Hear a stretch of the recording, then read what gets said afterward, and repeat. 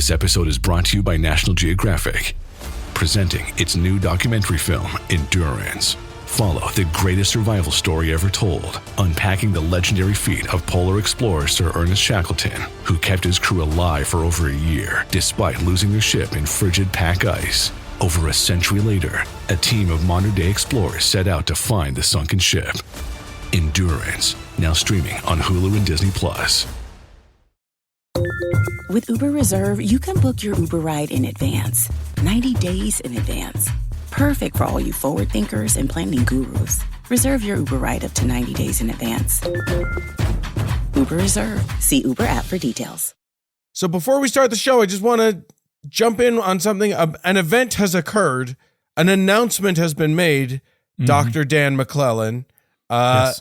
that something big's going to be happening, and you can pre-order it now. What's happening? What's happening is that I have written a book again, and this one is a little different, though. This is not an academic tome. This is what's called a trade book, meaning it is written for a general audience, and there's actually money behind publicity. So this book is called The Bible Says So: What We Get Right and Wrong About Scripture's Most Controversial Issues. And this is something I've been working on for a while now. I'm very, very happy to have this almost ready to go. I'm very excited for people to see this. It's a collection of, the first chapter is kind of a bird's eye view of how scholars think the Bible came together. And then we've got 18 chapters, each one addressing a different claim that begins with the Bible says, and then it's homosexuality is an abomination. Abortion is murder. Jesus is God. You should beat your kids. Sinners are going to be punished forever in hell. So I'm going to be addressing a bunch of different things that we hear every day on social media about the Bible saying so. And it comes out April 29th, 2025. And it is available for pre-order now. I think we'll probably put in the show notes the link to the landing page.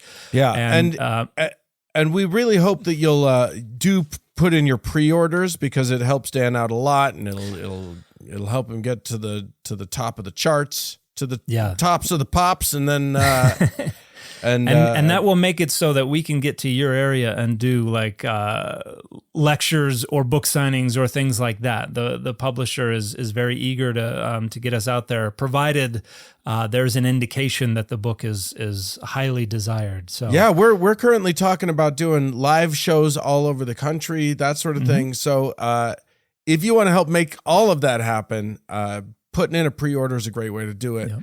There will be an audiobook that I will be narrating as well. So nice. If that's how you prefer to consume your literature, that'll be available. They have EPUB as well. You can get it on Kindle. You can do the hardcover. All that's available for pre-order now. Sweet. Let's keep doing this show. Okay. It's funny that they were working so hard to try and get Elijah to show up, because I went to the Jewish Community Center for preschool, and there was one day every year when they would leave the door open and pour a glass of wine for Elijah, and then we would all go out and play in the playground, and when we came back, he had been there and drank that glass of wine. So, and our teacher was a little happier. So I think he's pretty easy to summon if you're careful. Hey everybody, I'm Dan McClellan. And I'm Dan Beecher. And you're listening to the Data Over Dogma podcast, where we increase public access to the academic study of the Bible and religion and combat the spread of misinformation about the same. How are things, Dan? Good. Getting over some jet lag, but everything's great. Accent has not come back too much shifted toward the Mank. Which, man. I understood was kind of influential on you. Yeah, if I felt at all comfortable doing a Merseyside accent, you know, my favorite example of a Manchester accent is it Ferry Cross the Mersey? No. Okay. It's do you remember on Ted Lasso, the character Jamie Tart, I think, is from Manchester, and he keeps saying that things are poopy. Everything. That's poopy. And I love how he says that. Anyway. But yes, I had a lovely time in England. I think I'm gonna just tease and listen, reach out to us if this interests you. I think you and I are gonna lead a tour to England because it is awesome. And we can find some really cool stuff for us to show you guys and talk about. And I'm pretty sure that the Da Vinci Code is real, and we can show you the Middle Temple cathedral or church where you can see the Knights Templar and all that sort of stuff. We'll figure it all out for you, man. Yeah. So if that interests you at all, feel free to reach out to us. Contact at dataoverdogmapod.com and let us know. We'll keep you on the list. We got a show coming up. We're doing a show here. We're going to start with a chapter and verse, and I believe this is our first Psalm-focused chapter and verse. Is that? Well, we did Psalm 82. Okay.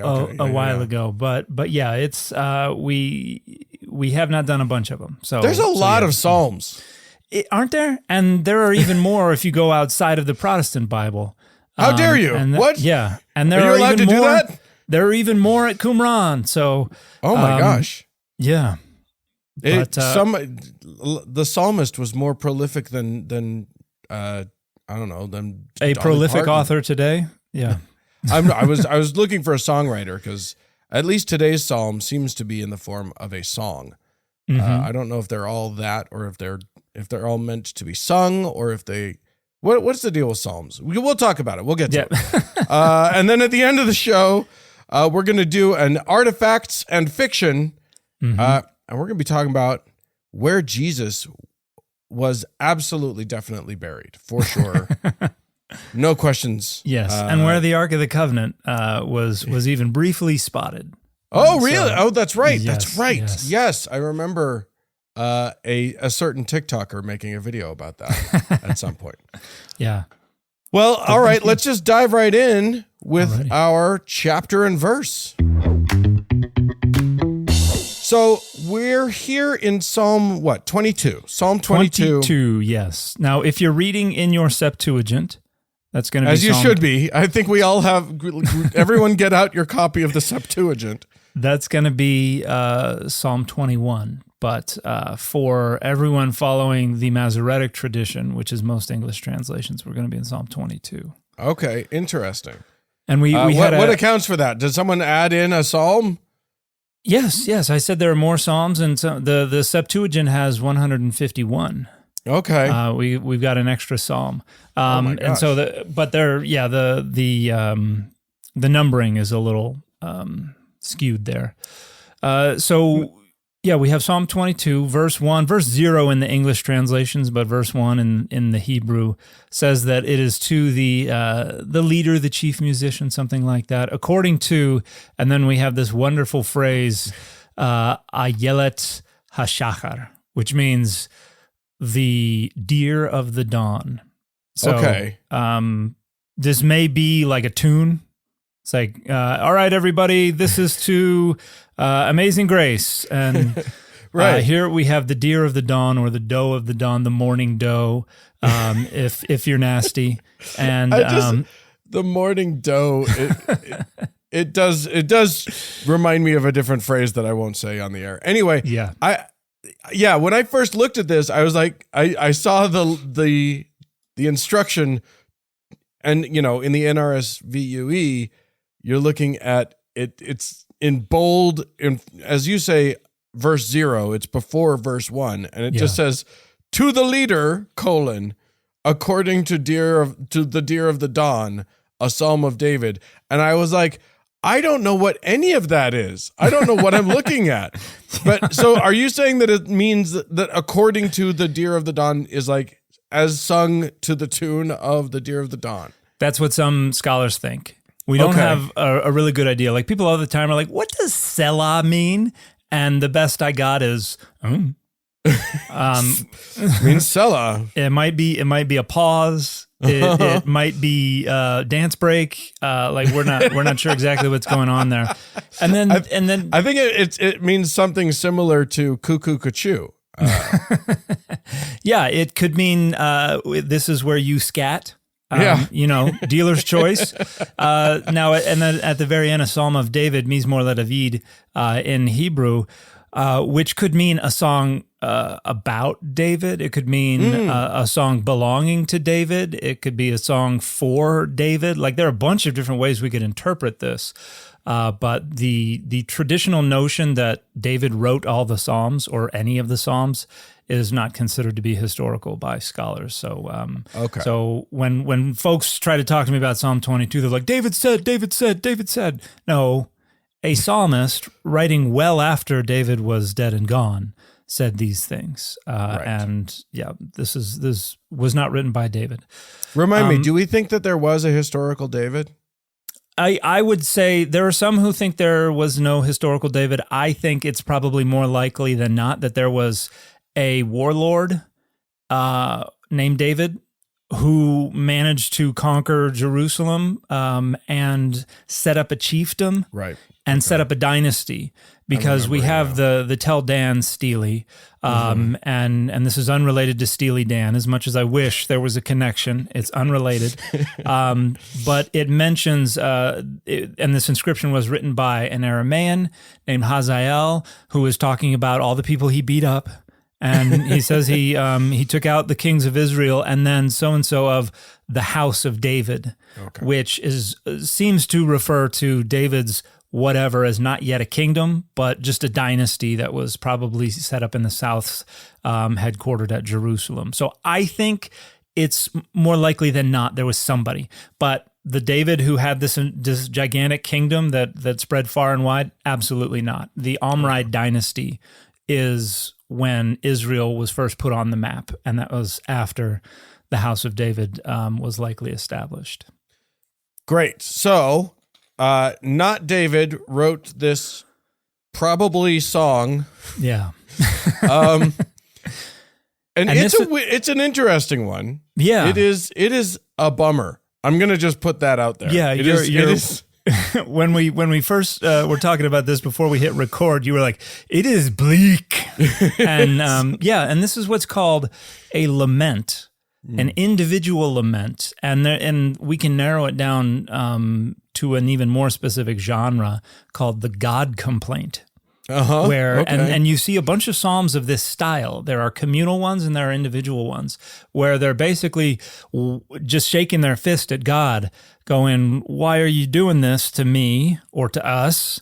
And it follows a pattern. It starts off with a complaint, and it usually starts with the Hebrew word lama, which means why, or sometimes we have ad matai, which means how long. So Psalm 82, for instance, begins, "How long are you going to judge unjustly?" Selah, whatever that means. And so here we have Eli, Eli, lama, why have you forsaken me? And this is going to sound familiar to a lot of folks who have read the New Testament because we have the transliteration into Aramaic in the Gospels of Mark and Matthew, where Jesus on the cross says, Eloi or Eli, lama sabachthani, why have you forsaken me?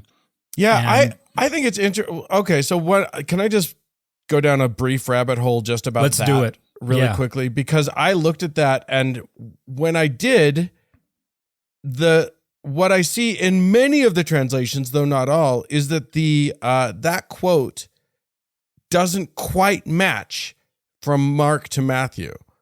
Correct. Like it's like one is Eli and one is Eloi, and one is one is lema and one is lama, and I don't know. So talk. What are we looking at? What I don't even know what language that's supposed to be. That's so Aramaic. It's a transliteration into Greek from Aramaic. Okay. And so in the Hebrew, it's actually a different word. It's not sabachthani. Toward the end there, it's azavtani. Okay. And the difference is probably just to be attributed to whatever version of the of the psalm the author had in front of them. Mark was the first. Matthew's coming decades later.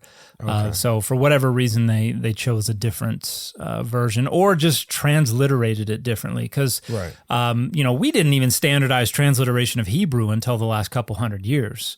And so Right. you go back to the 1700s and people are transliterating Hebrew, and it could look a dozen different ways. Right. So back then they had no real standardization either. So that accounts probably for the different readings there. But basically this is my God, why have you forsaken me? Which is the beginning of this individual lament, this God complaint of Psalm 22. So having read the psalm, I look at it and it's not clear to me why Jesus on the cross right before he dies would quote this psalm. Yeah. When you're in dire straits and you're about to die, you're not thinking, what can I quote to really put some stank on make sure this really lands rhetorically. Like this is clearly a literary creation. Yeah. But the idea is to have scripture in Jesus's mouth. Sure. And to reflect his despondency.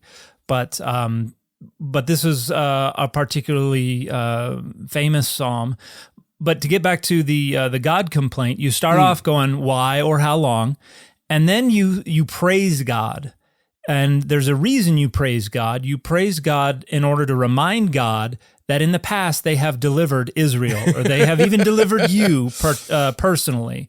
Think of all the saving things that you've done, and we see this in a bunch of Psalms, Psalm 74 and 76. Psalm 82, I have argued in a Journal of Biblical Literature article, is a God complaint that Adonai is singing or complaining to the other gods. And the idea is, remember you used to do all this stuff for us, and you're kind of trying to manipulate God. And then you come in with the petition. You say, save me, help me, deliver me. And sometimes there are multiple cycles of this. Reminding of past deeds, petition. Reminding of past deeds, petition. And so the point is the psalmist is kind of engaged in a bit of a speech act. It's an act of worship while at the same time going, come on, dude, why don't you help me? So that's what we have going on here in Psalm 22. And it's interesting, you have in the four Gospels, all four Gospels represent Psalm 22 around the crucifixion, but in two different ways. Because really? Yeah, Mark and Matthew have Jesus say, why have you forsaken me on the cross? Right. Luke and John have nothing about why have you forsaken me on the cross. Right. But Luke and John then have the Roman soldiers casting lots for Jesus's clothing. And that's actually verse 18. Right. They divide my clothes among themselves, and for my clothing they cast lots. So Psalm 22 is in the background of all four crucifixion accounts, but it's verse 1 in the first two, and it's verse 18 in the second two, oddly enough. Yeah, and then obviously, and this is what we're shooting towards, then there's verse 16. There's verse 16, which is used, I think, by a lot of people as a sort of proof text that this psalm was a prophecy about the crucifixion itself. Yes. Let's talk about why. Hey, listen, it is getting into fall here. The leaves are turning, but it's also getting colder. It's getting a little bit darker, and it's we're getting into cold season and flu season. And I gotta say, it's harder to feel healthy this time of year, for me anyway. I feel like I'm running on fumes a lot of the time. And, it just can be tricky to keep that energy up. And that's why I take Field of Greens. It's whole organic fruits and vegetables, no extracts, no lab-made stuff. Just 1 scoop a day gives you simple, real nutrition. And Field of Greens feeds your body with fruits and vegetables medically chosen to support your heart, your vital organs, and your immune system. Yeah, listen, people are getting a steady stream of energy throughout the day with Field of Greens. They're not experiencing the afternoon crashes that they normally do. You can get better sleep. Even, people's stomach feels better when they're just taking their daily Field of Greens. Field of Greens is my go-to for getting the nutrients I need, even on one of those bad eating days. Now, the other nice thing about Field of Greens, you're going to get a money-back guarantee. I'm positive you're going to enjoy Field of Greens, but if you don't, you can return it for a full refund. And we've got you 15% off your first order as well as free rush shipping. So visit fieldofgreens.com and use promo code DOGMA. That's promo code DOGMA at fieldofgreens.com. fieldofgreens.com. This episode is brought to you by Etsy. Oh. Hear that? Okay. Thank you. Etsy knows these aren't the sounds of holiday gifting. Well, not the ones you're hoping for. You want squeals of delight. Happy tears. How did you? And spontaneously written songs of joy. I am so happy. Oh yeah, oh yeah, oh yeah. Okay, the song needs a bit of work, but anyway, to get those reactions, make sure everyone on your list feels heard with handmade, handpicked, and designed gifts from small shops on Etsy. Gifts like personalized jewelry, custom artwork, cozy style items, vintage pieces, and home decor to celebrate all of your favorite people and their specific kind of special. For original gifts that say, I get you, Etsy has it. First of all, Okay. let me go to, I'm in the NRSVUE, but I don't think that's going to be helpful for For this point, no. this Not point. incredibly So I'm helpful. gonna switch to the KJV real quick Yeah, do it. if I can find it. All right, there we go. KJV, heading down to verse 16, and it says, and this is in the midst of all of these complaints. And boy, I think you gave short shrift to the amount of complaining there is before there's the reminding God that he's supposed to be helping us sort of thing. Because it is many verses of like, everything in my life is terrible. My teacher beat me at school and my dog ran away. Yeah, it's lit. Yeah, country songs have nothing on this. Yeah, as you said, it's bleak. And then verse 16 says, "For dogs have compassed me, the assembly of the wicked have enclosed me, they pierced my hands and feet." That's what the KJV says. Right. The dogs part, I suppose you could say that would be a metaphor for bad people or whatever. And it does say the assembly of the wicked have enclosed me. I can see how you would look at that and think that is a prefiguring of the Jesus crucifixion story. Mm-hmm. Well, why are you then? Why are we talking about it now then? We're talking about it because that's actually, you mentioned the NRSVUE is not really going to help that claim, and that's because they don't translate it that way, because what they translate there is they bound my hands and feet. Yeah. And even this is only a guess. And the reason is that in the Hebrew, we don't really have a sensical reading. If we go into the Masoretic text, what we have is, like a lion, my hands and my feet. Ka'ari yadai v'raglai. And so we have this clause that doesn't make a whole bunch of sense. You can take this as a verbless clause. My hands and my feet are like a lion, rar. But that, and you could force that into the context. You could find a way for that to make sense, but it doesn't really feel quite right. And so nothing about the rest of these verses is saying anything about I'm doing okay. Yeah. I got powerful hands and feet. There is nothing like a comparison from the self to a lion for sure. But it does shock me now that you say that none of the versions that I read use the word lion. Yeah, because most of them come up with some kind of reconstruction that makes better sense. Now, what we have when we go, one of the things that we do when we're trying to translate and we run up against something and we're kind of like, yee, we'll go to the Septuagint and we'll see how the Septuagint translated. And this was the scriptures for early Christians. For the first multiple centuries, Christians read the Septuagint. Even the gospel authors are reading the Septuagint, are quoting from the Septuagint. Just remind everybody what the Septuagint is. Septuagint is the ancient Greek translation of the Hebrew Bible. This was done in like the 3rd, 2nd century BCE, where each book was separately translated into ancient Greek. And one of the reasons that it's fascinating is there are a lot of differences between that and our medieval Masoretic text, which is the traditional source text for the Hebrew Bible. And there are, you can have several reasons for this, because they had a variant source text, or maybe they interpreted it differently, or a bunch of different reasons.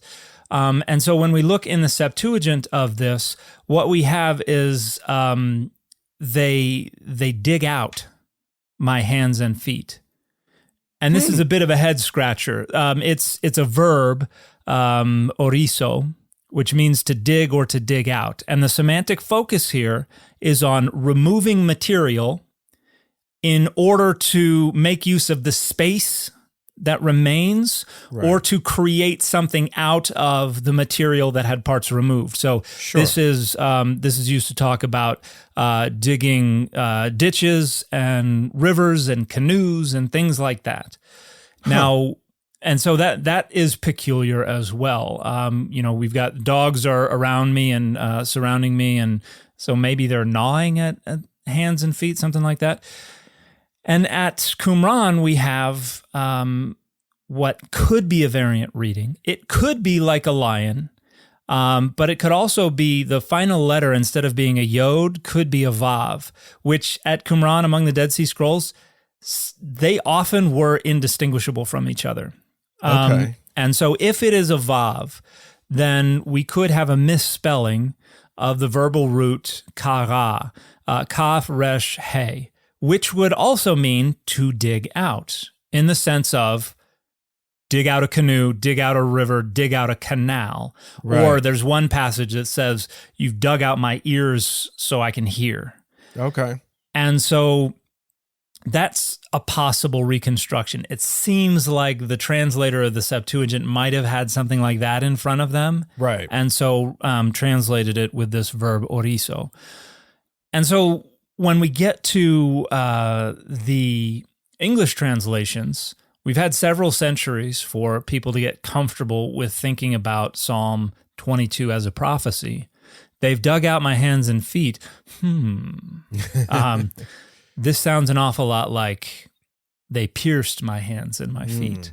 And this goes back to the patristic authors. There are some patristic authors that talk about, make reference to verse 16 as a prophecy of Jesus' crucifixion. But, and I've made this point a number of times, the semantic package of the verbs that we find both in the reconstructed Hebrew and in the Septuagint do not match the concept of piercing someone's hands and feet in order to crucify them. Because that is driving a sharp instrument through material in order to secure it to something. That is not digging out in order to make use of the space. But it's close enough that if people squint hard enough, they can make the edges blur and overlap. And suddenly we're there. We have reached our desired goal.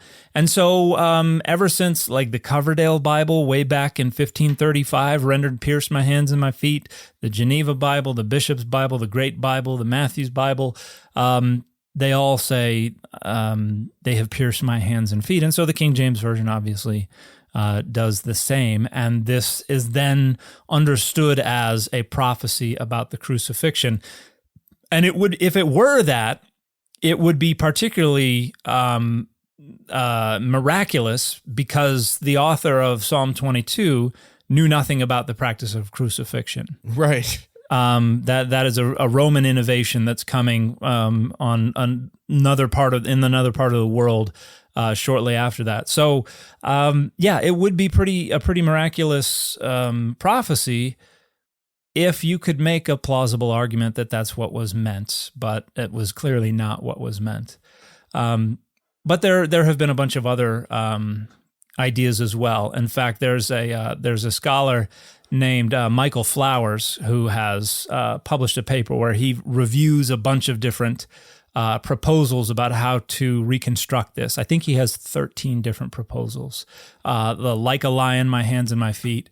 Like a lion, they circumscribe my hands and my feet, suggesting that something dropped out. And so scholars have said, well, let's put it back in. They have dug my hands and feet. They have made my hands and my feet repugnant. They have bound my hands and my feet. And I think that's what the NRSV UE has. Yeah. Yes, they have bound my hands and my feet. My hands and my feet have been torn.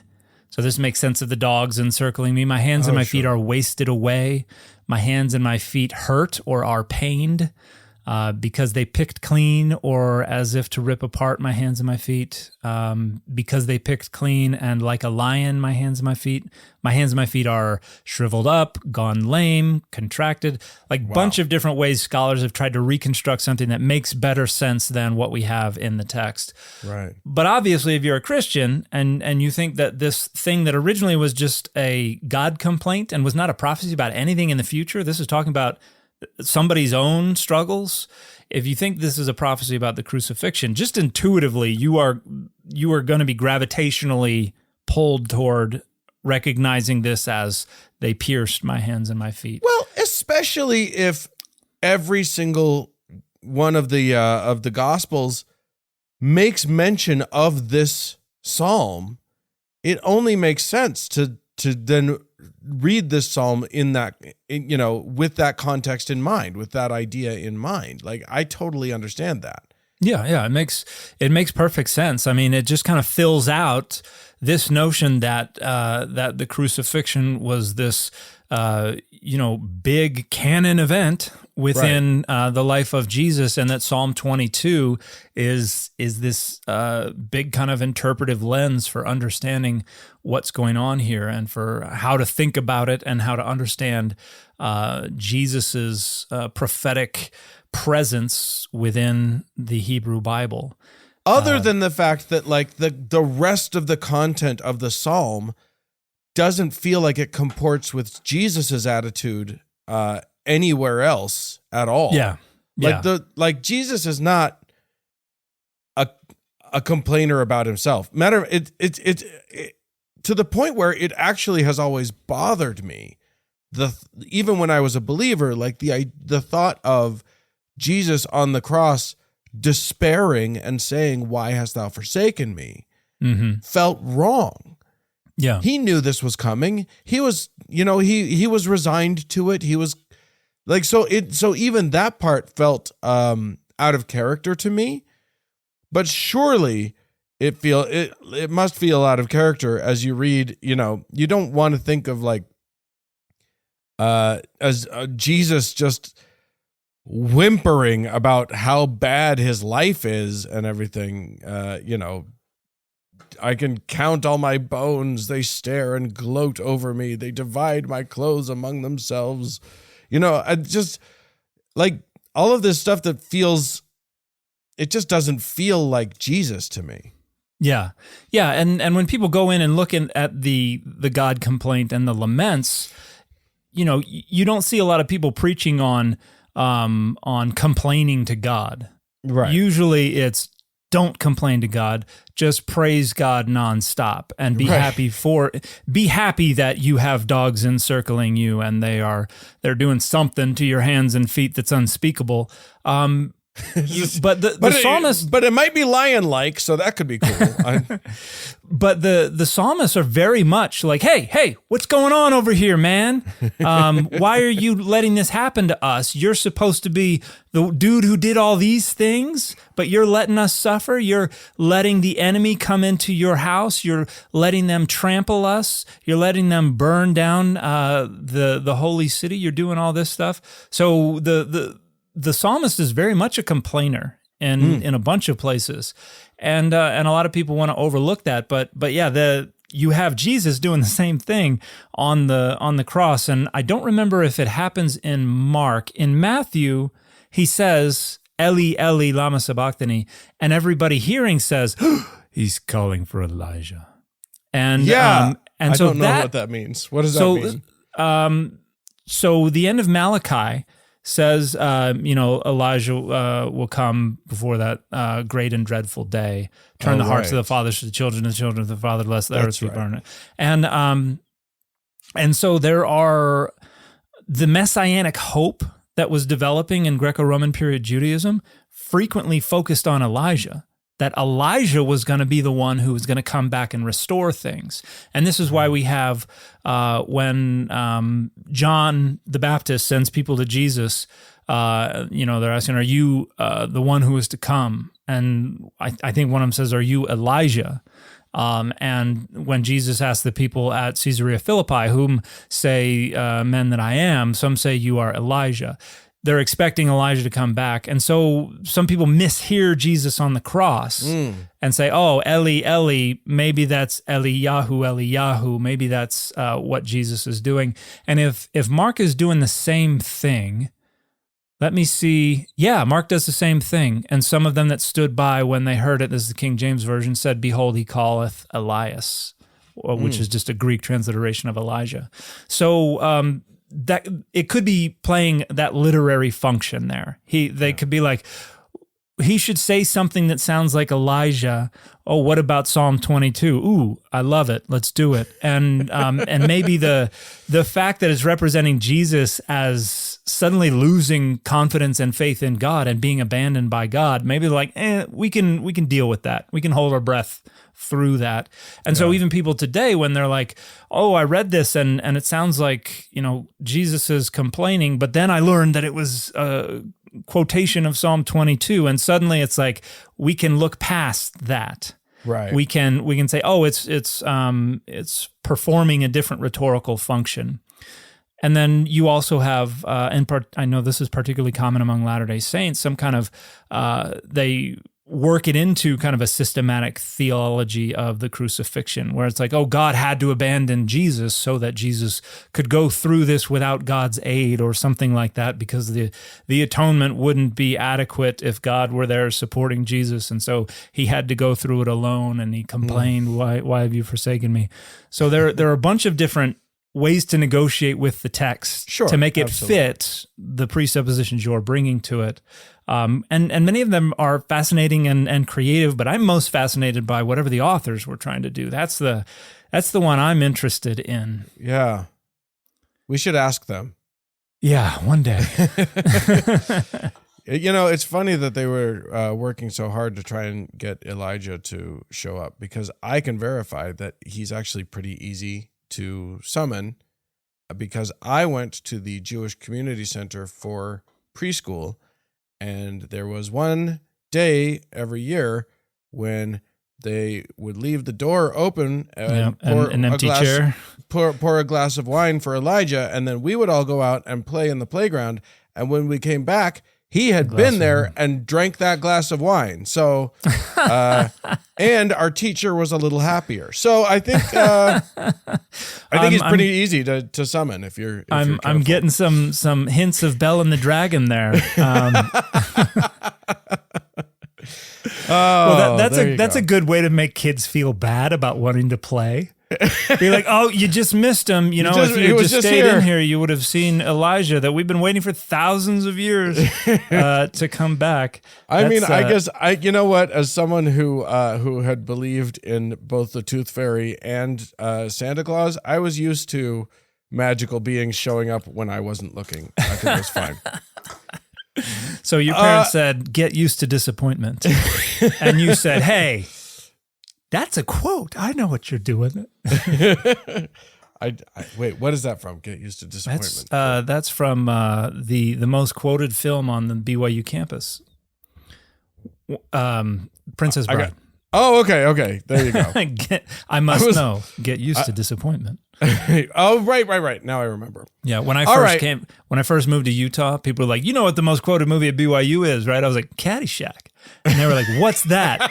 And I was like, "What have I done? Why am I here? These are not my people."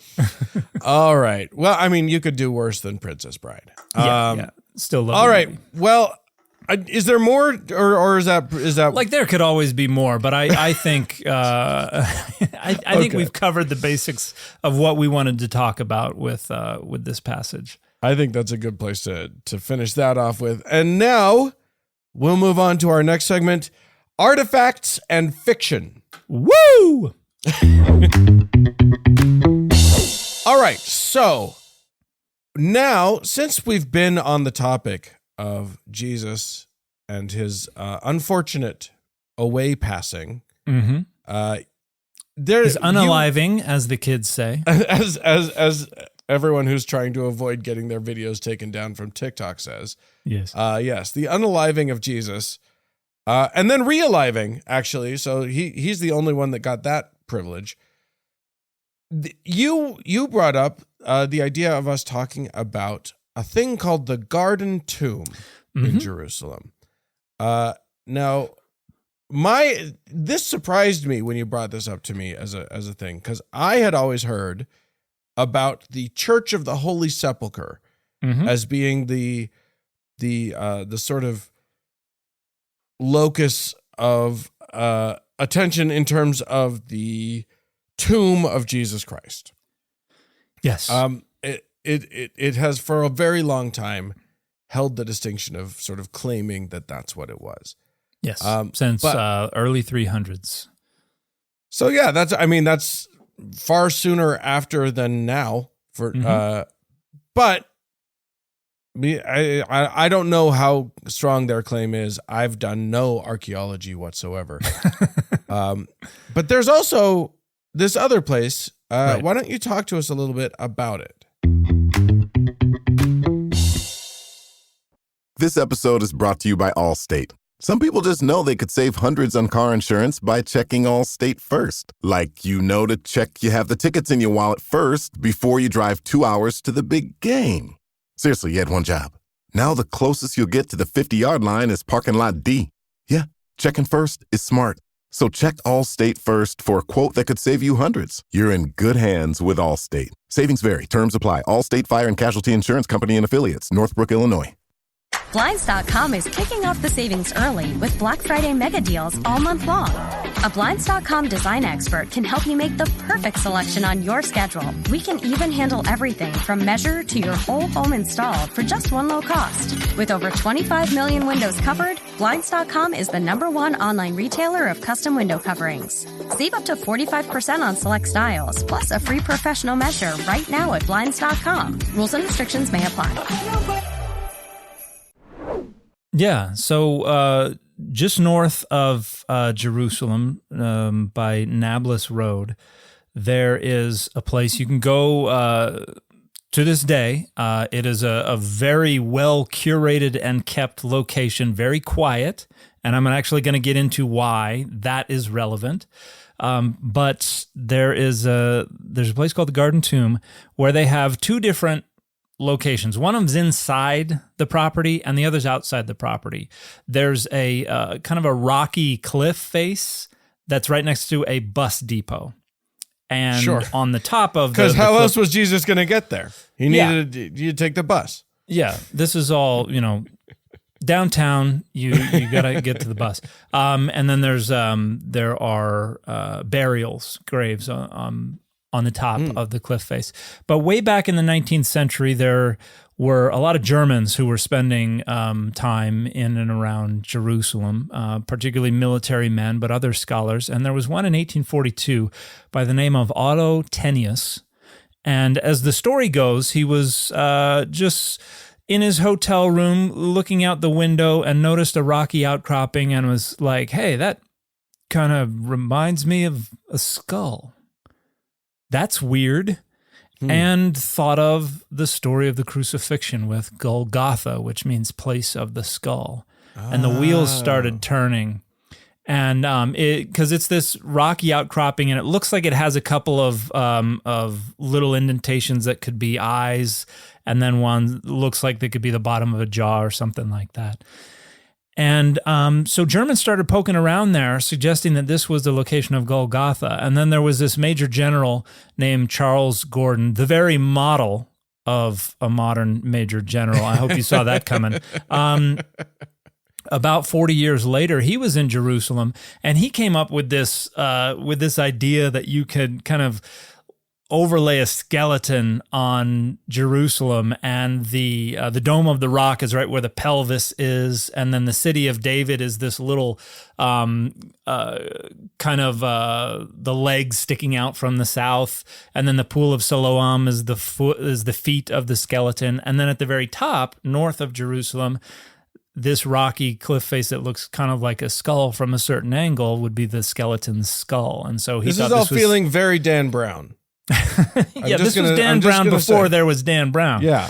But although I gotta say, making the what was the pelvis thing? Making the Dome of the Rock. Dome of the Rock into the penis of this thing seems. Well, it wasn't an obelisk. If it was an obelisk, that would be a little more on the nose. But he came up with this idea, and he kind of is the main popularizer of the notion that this is Golgotha. In fact, it is frequently referred to as Gordon's Calvary by a lot of folks these days. And nearby, a couple hundred feet away, there is a tomb that is carved into another cliff face, a related but separate cliff face. And you can go visit it to this day, and there are an awful lot of people who think this is where Jesus was buried. And so the Garden Tomb Association is this German Protestant organization that curates this space. It's gorgeous. There are places to sit. There are places to have little meetings. They have seating right next to the bus depot where they give a little presentation, and you look out over the buses at the cliff face. Oh, beautiful. And well, here's the thing. A lot of Protestants, I don't know if you know anybody who's ever been to the Church of the Holy Sepulchre. It is a cacophony. Like you go in, there are people everywhere. There are noises, there are smells, there's smoke. There are a bunch of different people in different religious garb. You have to wait in line if you want to go up and see the Golgotha cliff face. And there's gold everywhere. There are images everywhere. There are things swinging. There are things flapping in the breeze. There are things reflecting things everywhere. It's you smell sweat. And people are weeping. When you first walk in, there's a stone slab that is traditionally identified with where Jesus' body was prepared for burial. And so there are people weeping over this stone slab. Like, it is an experience. But for a lot of Protestants who are a little more stiff upper lip, this is disconcerting. They feel uncomfortable in a place like this. This is not the quiet dignity that they expect for a location like this. And there have been outbreaks of violence and things like that take place. It's a fascinating location, and I hope people who are interested in this kind of stuff at some point have an opportunity to go visit it. It's quite an experience. But if you go to the Garden Tomb Association, you're basically in a literal garden, just walking around, listening to birds chirping, and people are whispering to each other. And it just feels a lot more serene and a lot more solemn. And so to put it in terms Gen Z can understand, the Garden Tomb passes the vibe check for the place where something as solemn and serious as Jesus' resurrection took place. And so a lot of Protestants tend to gravitate toward the Garden Tomb as the location. But in addition to the fact that there are absolutely no archaeological or other data that would indicate this cliff face was Golgotha, the tomb itself is definitely not where Jesus was buried. Okay, that's a strong claim, my friend. Strong claim indeed, yes. Now, if you go there, it's a pretty flat cliff face, and there's a little door-size opening, and then there's a little track kind of in front of the door, and they say, oh, that held the round stone that was rolled over the door. And then you can even see that there's kind of a big semicircular carve out that goes around the door and then kind of stops and is flat for a few more feet. And that's when you look at it, that's the vibe you get. But archaeologists have said, well, okay, problems. One, most of this dates to the Crusader era. Two, this is not a track to hold a stone. This is a watering trough. And three, this carve-out area held a roof when this was an animal pen during the Crusader era. And so just the outside of the tomb doesn't fit at all. The things that kind of evoke notions of this being Jesus's burial place on the outside are actually from over 1,000 years later. Inside, the problems are even more significant because this is a rock-cut bench tomb, which means that you have a couple of benches that were hollowed out underneath, and bodies would be laid on these benches until it decomposed to the point that it was just bones. And then the bones would be gathered and then dumped, more ceremoniously than I'm making it sound, into the cavities below.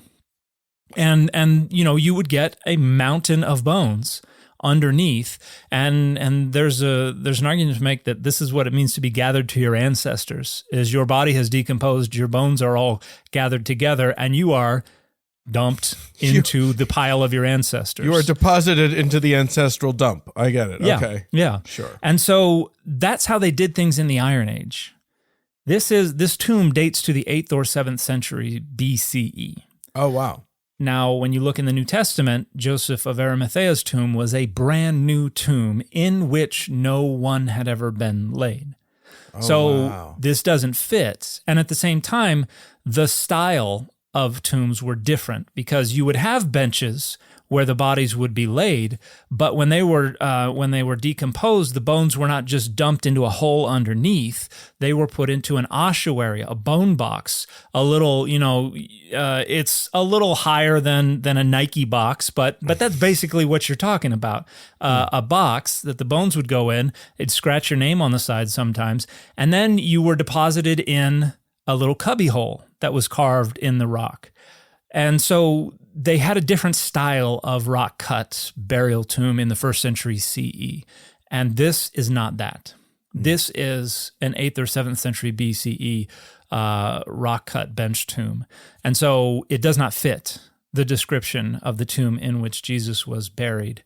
And that's all we have to go on for identifying where Jesus was buried. And so it is not that. Okay. So the case for this being Jesus's tomb is phenomenally weak. It is disqualified by several of the features, both outside and more strongly inside the tomb. So this is not like it's. And here's the thing: when I led a tour in Israel and Palestine last year, I kept saying to people, look. A lot of people think there's something metaphysical, something special about being able to identify the exact spot. But most people are not here because they think it's the exact spot. They're here because they want to experience something that gives them kind of a visceral, phenomenological connection to the idea. Right. Not necessarily the exact place itself. Because you can go there and you can have a wonderful experience and you can contemplate what Jesus' death and resurrection means to you, and you can be in a location that is very close to where this all happened and is very similar to what it would have been like. It's not the exact place, but you can still get that experience and you can still make connection with that part of the world and with all those feelings. And I think that's the most valuable part of that kind of stuff. So I tell people, hey, this is not it, but this is about as close as you're going to get to actually seeing it until they invent time travel. Without fights breaking out. Yeah. But this is, and I think a lot of people appreciate knowingly going into that situation like that, saying, we're going to have an experience, we're going to enjoy it, we're going to drink deep from it, but we know it's not the actual place where it happened. Well, and it's not like it's archaeologically not interesting. Oh, it's archaeologically, I think it's fascinating. I think it's really interesting. I mean, it's not that thing, but it's still a 7th or 8th century BCE burial place. And that in and of itself is really cool to visit. Absolutely. And you're just down the street from the Temple Mount, and it's a phenomenal place. And in Jerusalem, to have a little area that's quiet and peaceful like that's pretty cool in and of itself. Yeah, that sounds like gold. So every time I've been there, I've gone to the Garden Tomb, and I have sat there and done, my little personal style of meditation, and I have enjoyed it immensely. I have wonderful memories about that place, but it's not where Jesus was buried, and it's not where Jesus was crucified.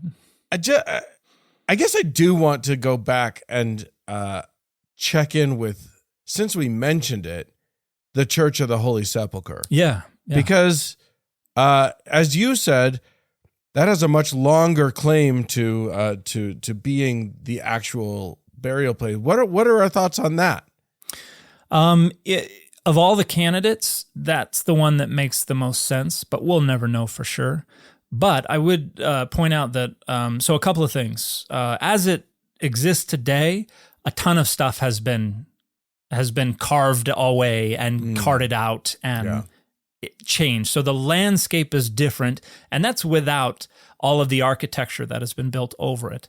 And so you're not experiencing the landscape the way it was, because this was part of a quarry in the first century CE. And this kind of makes sense for where they would have a bunch of people being crucified, and then where they would bury them.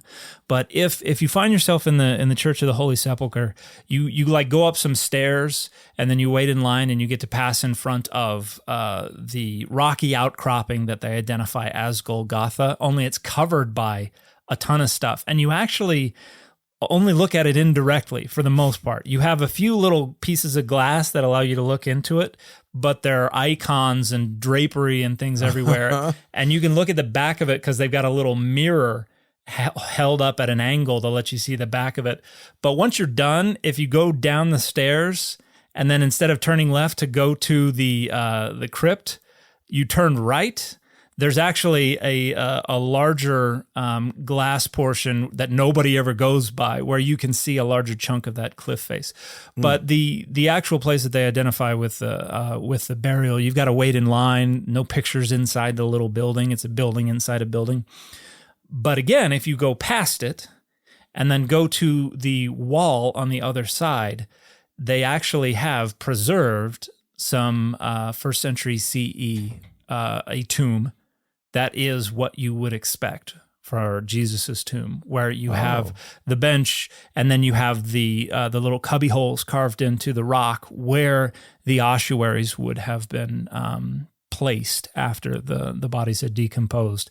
And so you get a sense of what the tomb would have looked like if you go there. Now you can have the whole experience. You can wait in line. You can go inside the building.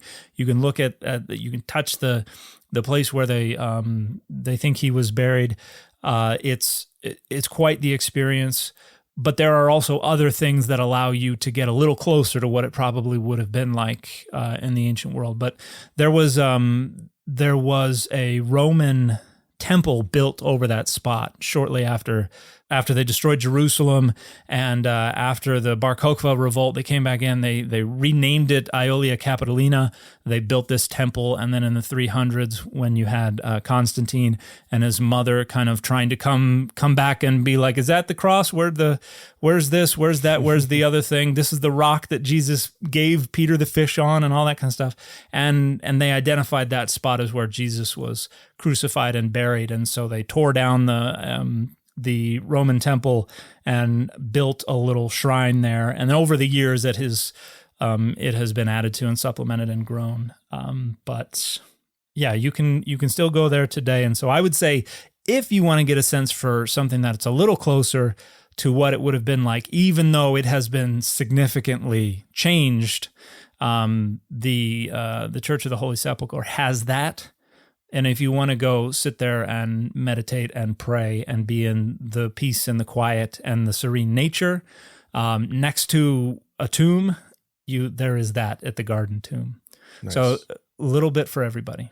There you go. I think that those are great tips. And a fascinating look at the things. I think that one of the things that's so interesting, and I love your take on it, which is that it's not the point doesn't have to be, is this the real place? Because you can't know. For a lot of these things, you can't know for sure. There's no way. So yeah, you go with the idea of like trying to just get a sense of what it might have been like, and to contemplate the story itself, and that's valuable in and of itself. I like that a lot. And maybe you get to see a fight. Hopefully you don't see a fight. But the one more thing to add, Ron Wyatt thought that he thought that was the place where Jesus was crucified, and Which one? The Garden Tomb? Garden Tomb. Okay, right. He talked them into allowing him to excavate, to go into some caves and things underneath, even though he's not an actual archaeologist. He had no certification or anything like that. And they were like, yeah, sure, whatever. And he claims that under the Golgotha, by the bus depot, that he saw the Ark of the Covenant, and that it was directly under the place where Jesus was crucified, and that he saw dried blood that had spilled upon the Ark of the Covenant. And he claims that he took it to a lab and they tested it and came back and said, where did you get this? It's still alive. And it only has 23 chromosomes. And of course, produced zero evidence for any of this. But if you go to the Garden Tomb today, you can go up and say, hey, can I see your Ron Wyatt letter? Because he went out and publicized these claims, and people came to the Garden Tomb and they were like, is this for real? And they wrote a letter that is still, they will give it to you if you go and ask for it, that says, the Council of the Garden Tomb Association, London, totally refutes the claim of Wyatt to have discovered the original Ark of the Covenant or any other biblical artifacts within the boundaries of the area known as the Garden Tomb, Jerusalem. Though Wyatt was allowed to dig within this privately owned garden on a number of occasions, the last occasion being the summer of 1991, staff members of the association observed his progress and entered his excavated shaft. As far as we are aware, nothing was ever discovered to support his claims, nor have we seen any evidence of biblical artifacts or temple treasures. So this Protestant group that runs the Garden Tomb Association was like, yeah, totally a hoax. He didn't find jack. We should not have let that guy dig. That was our bad. We made mistakes. I'm sorry. Well, there you go. I think that's fascinating. And Ron Wyatt was a crackpot. All right.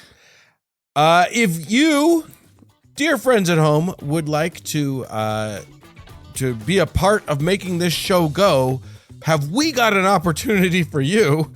You can become one of our patrons over on patreon.com/Data Over Dogma. There you can sign up to get early and ad-free access to every episode of our show. You can also sign up to receive the after party, which is more content every single week, and you just become a part of what makes this show possible. And so we greatly appreciate our patrons. If you'd like to reach out to us, it's contact@dataoverdogmapod.com, and we'll talk to you again next week. Bye, everybody. Data Over Dogma is a member of the Airwave Media Podcast Network. It is a production of Data Over Dogma Media, LLC, copyright 2024, all rights reserved. Have you ever wondered what the science says about certain foods, products, or treatments? Does chiropractic actually work? Should I only buy organic foods? Are GMOs actually harmful? Is adrenal fatigue real? We've got you covered. The goal of the Unbiased Science podcast is to dispel misinformation and misconceptions across an array of science and public health topics. We love to debunk myths and help arm our listeners with information so they can make evidence-based decisions. Make sure to tune in to the Unbiased Science podcast to get all of your questions answered.